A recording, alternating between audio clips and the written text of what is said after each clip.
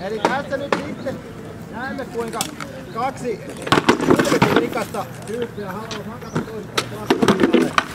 Lähtevät saa ihan normisti.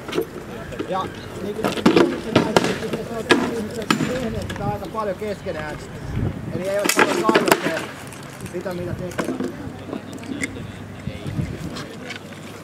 Ja tämähän muistuttaa ulkoisesti aika paljon semmoista, että oikeasti ja kovaa.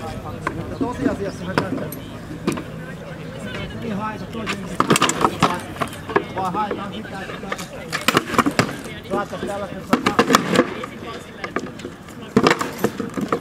pauketta aikaiseksi enemmänkin kuin välttämättä oikeasti läpi, että kun lyödään enemmänkin suojattuihin eikä suojaa vastuullisesti.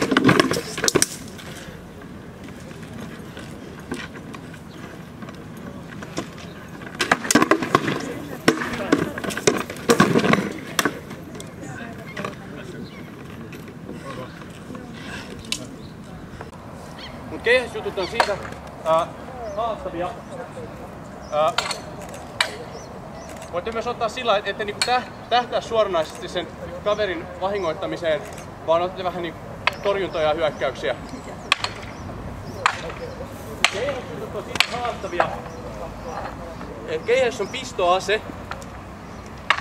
Ja pistot on suhteellisen vaarallisia silloin kun ei ole kattavaa suojavarustetta päällä ja toisaalta kun ne välineet joilla pistetään ei jousta.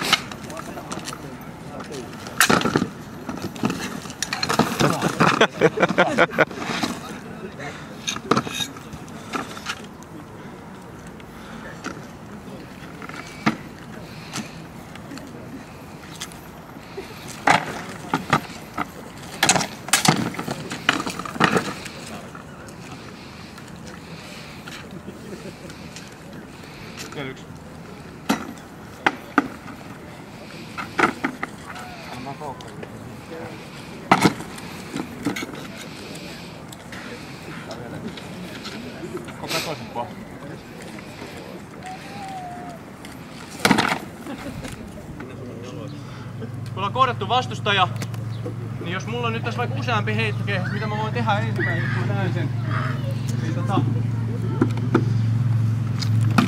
voi heittää, sen jälkeen lähdetään matsaamaan.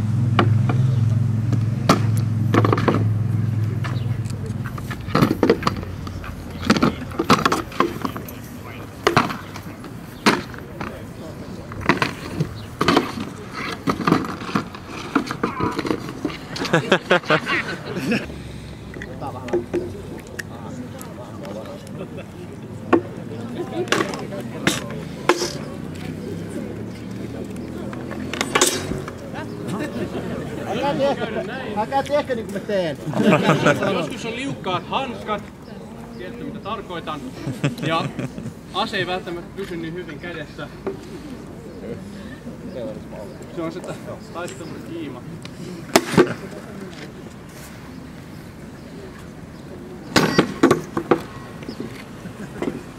Mikko hei!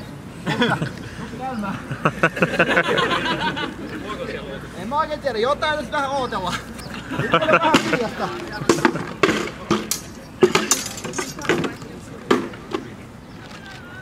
Se on hyvä hetki tulla selkää sieltä.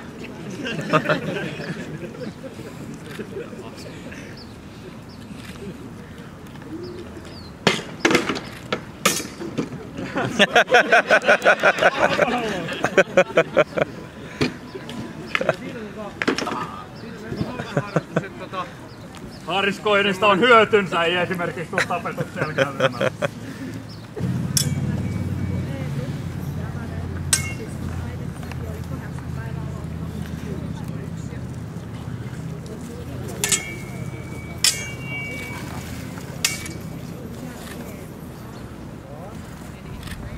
Osaa terät soimaan niinku Robin Hoodit konsana osuma.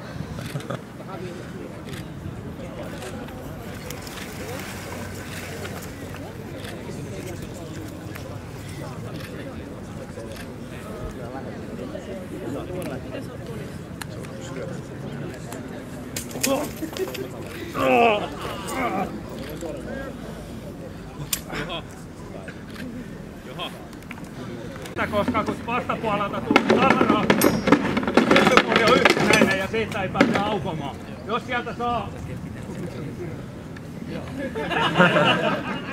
sieltä saa esimerkiksi tällaisella märkillä aukastua kilpeä, niin seuraava kaveri niittaa sisään.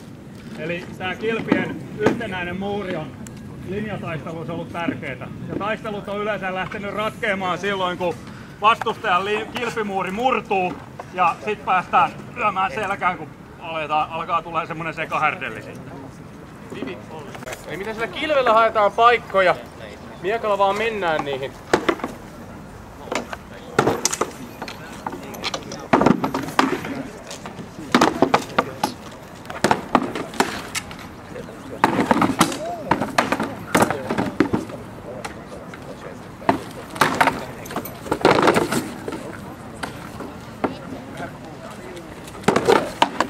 Varsinainen niin sanottu miekkailu tapahtuu kilvillä, miekalla vaan tapetaan.